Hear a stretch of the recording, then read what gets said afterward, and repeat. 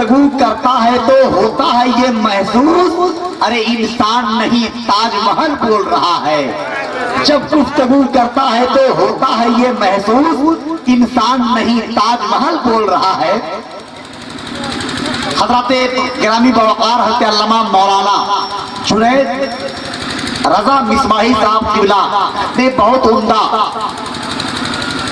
قرآن و حدیث کے حوالے سے، تعلیم و ایجوکیشن کے حوالے سے بہت عمدہ گفتگو آپ سبوں کے حوالے کیا ماشاءاللہ۔ ان کی تقریر کا نچوڑ بس ایک شعر میں کرتا ہوں کہ زمین شیر و سخن کا باغان مہکے گا، خیال فکر و فن کا گلستان مہکے گا۔ علامہ جلیل صاحب دیکھیں ماشاءاللہ، ادھر کیا ہے ماشاءاللہ، کیا کہنا، زمین شیر و سخن کا باغان مہکے گا، خیال فکر و فن کا گلستان مہکے گا، اور تو اپنے بچوں کو عشق محمدی کا سبق، ارے جلال رب کی قسم خاندان مہکے گا۔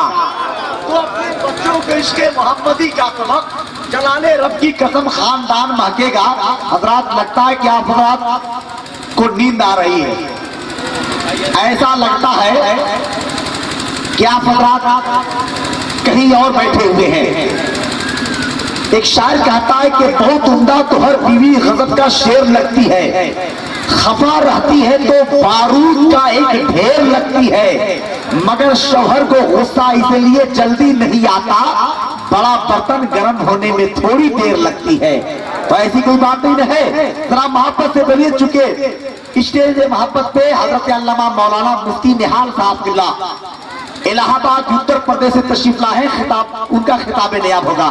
آئیے بلا تاخیر استاد الشورا شاعر ملک ہندوستان حضرت الحاج قاری قدرت اللہ صاحب کا ہوا کا استقبال کیجئے۔ دونوں ہاتھوں کو فضا میں لہرا کہیے یا رسول اللہ۔ عشق ہے تو عشق کا اظہار ہونا چاہیے، ہر بشر میں جذبہ ایثار ہونا چاہیے، اور اپنے سینے کو بنا لو اپنے آقا کا مزار، ارے سر کو گنبد ہاتھ کو مینار ہونا چاہیے۔